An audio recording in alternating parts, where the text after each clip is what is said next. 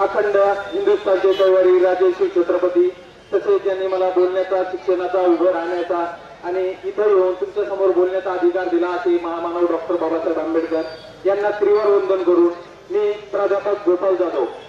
आता तुम्ही म्हणत असाल की बाबा आपण रोजगारामध्ये प्रशिक्षण आहोत, तर प्राध्यापक नाव कसं लावलं? प्राध्यापक नाव लावण्यासाठी मी शिक्षण घेतलेले आणि हे शिक्षण माझ्या आई वडिलांनी मला जसं तुम्हाला शिकवलंय 10 रुपये टक्क्यांनी व्याजाने पैसे काढून शिकवले.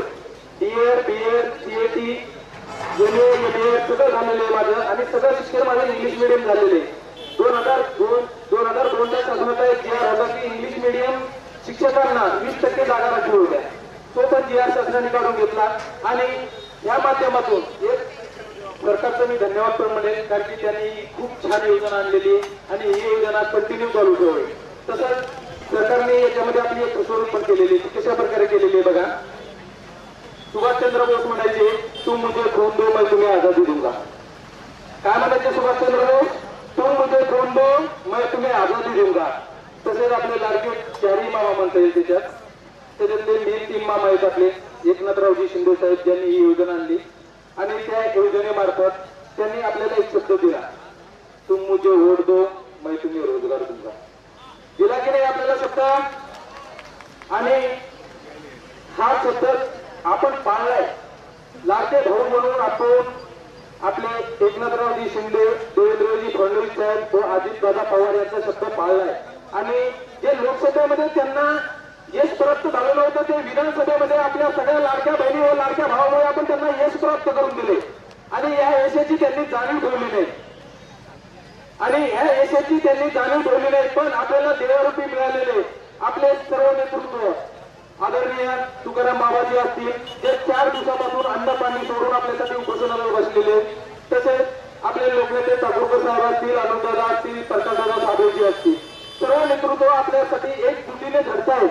तरी पण आपण आपलं जे सामर्थ्य आहे ते टिकून ठेवायचंय आणि याच्यानंतर आपल्याला त्यांच्याकडे जायचं नाहीये.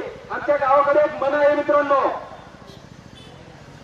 जसं सुभाषचंद्र बोस म्हणायचे तसं आमच्या गावाकडचे मित्र म्हणतात, अरे बाबा तू मुझे तंबाखू दो मैं तुम्हें चुना दूंगा.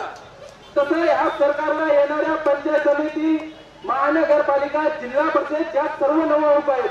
जर यांनी आपला रोजगार कायम मान्य नाही केला तर यांना चुना लावल्याचं आपण शांत बसायचं नाही मित्रांनो.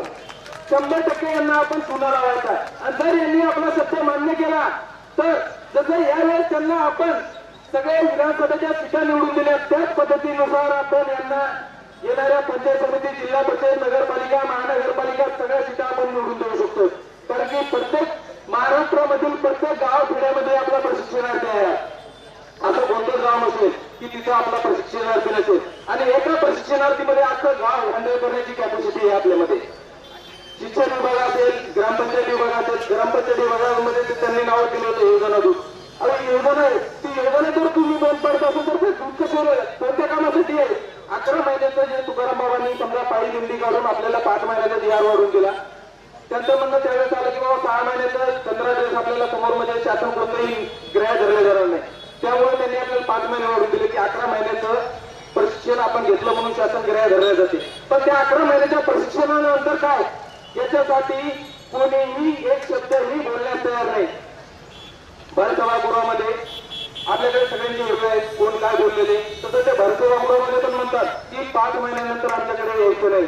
अरे देवेंद्र फडणवीस साहेब, तुम्ही प्रत्येक वेळेस म्हणता मी पुन्हा येईल आणि हा पण प्रशिक्षणार्थी आहे.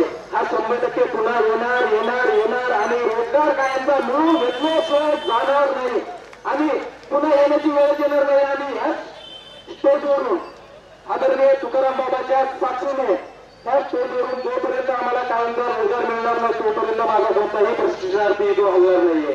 जर एवढं शिक्षण घेऊन पुन्हा आम्हाला अगोदर आम्ही सुशिक्षित बेरोजगार होतो पण आता प्रशिक्षित बेरोजगार होण्याची आमच्यावर ही वेळ आलेली. मायबाप सरकार आमच्यावर ही वेळ बघा. आज असंख्य प्रशिक्षणार्थी माझ्या उन्हातानामध्ये बसलेले, ज्यांना कोणत्याही गोष्टीची कमा नसताना एवढ्या उन्हामध्ये तुम्ही कोणताही शासनकर्ता असेल, कोणताही आमदार, नेता, खासदार असेल, तो एवढ्या उन्हामध्ये बसू शकत नाही जेवढ्या उन्हामध्ये माझे प्रशिक्षणार्थी बसलेले. प्रशिक्षणार्थी मित्रांनो, आपला हा जो संघर्ष आहे हा वाया जाणार नाही. कारण की आपल्या महाराष्ट्राची संस्कृती आहे आणि महाराष्ट्राच्या संस्कृतीमध्ये पुन्हा एक सरकार जसं लाडके भाऊ आणि लाडक्या बहिणीवर आलं त्याच पद्धतीनुसार हा सरकार पुन्हा साधू संत जय श्रीराम बोला असे आपले तुकाराम बाबा हे साधू आहेत आणि आपण त्या साधूला आता महाराष्ट्रातला पवित्र सण म्हणला तर श्रावण महिन्याचा सण आहे आणि श्रावण महिन्याच्या सणामध्ये आपण साहेब तुम्ही त्यांना उपोषणाला बसवलेत हे तुमच्या सरकारसाठी खूप मोठी लाजिरवाणी गोष्ट आहे आणि आतापर्यंत तुम्ही आम्हाला एक साधा शिष्टमंडळ पण पाठवलं नाही 14 दिवस होत आहे किती दिवस उपोषण करायचं आम्ही बाबा ह्या स्टेजवरून तुम्हाला विनंती करतोय मी हा सरकार असं नाही म्हणणार ह्या सरकारांना रस्त्यावर उतरून त्यांना त्यांची जागा बंद असून देऊ आणि जर आमच्या बाबाला काही झालं तर हा प्रशिक्षणार्थी तुम्हाला शांत बसू देणार नाही तर हसू पण देणार नाही एवढी गॅरंटी मी माझ्या